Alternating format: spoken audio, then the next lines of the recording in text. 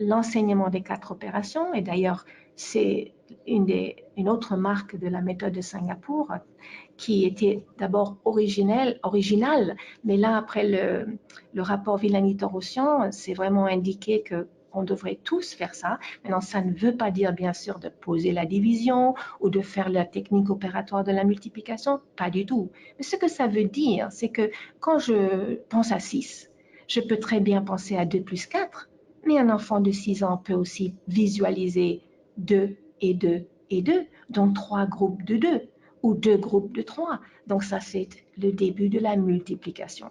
Bien, donc je vous donne un exemple avec la division parce que c'est toujours le plus dur.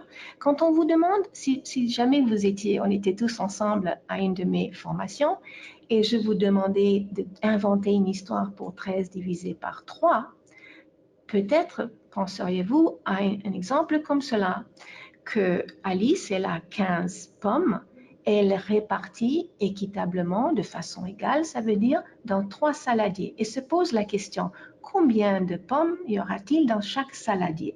Donc ça, c'est classique, c'est traditionnel, tout le monde le sait, à moitié endormi. On sait, on pense division, partage.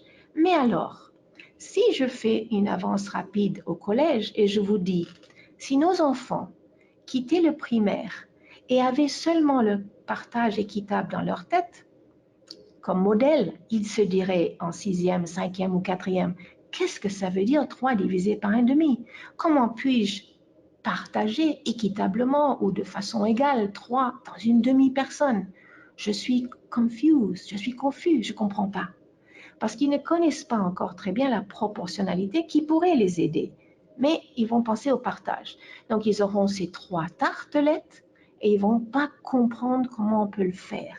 Eh bien, la méthode de Singapour, c'est une des raisons pour laquelle elle introduit aussi un autre modèle de division, et c'est le modèle de Maël. Maël dit, j'ai aussi 15 pommes, mais moi je veux mettre 3 par bol, et je me pose la question, combien de bols me faut-il? Donc, il est en train de chercher quoi? Le nombre de parts. Il connaît la part du début, c'est 3, et il cherche le nombre de parts. Ou comme on dit en général, il connaît le nombre d'éléments dans chaque groupe, mais il cherche le nombre de groupes.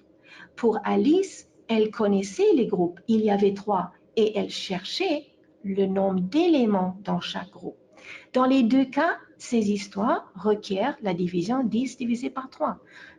Pour Alice, le 5 représente le nombre de pommes dans chaque saladier, et pour Maël, le 5 représente le nombre de groupes de 3. Et donc, muni de cette deuxième division, je connais la part est 1,5, et je compte combien de parts puis-je faire avec 3 tartelettes. Je peux faire 1,5, 2,5, 3,5, 4,5, 5,5 et 6,5.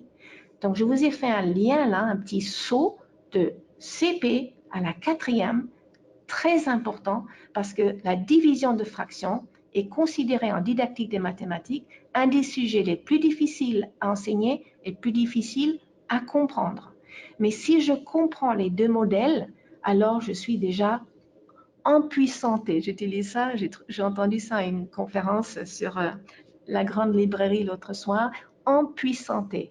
J'aime bien, ça veut dire donner la puissance à empower. En anglais, j'ai le verbe, en français, on n'a pas. Donc, on donne la puissance aux élèves.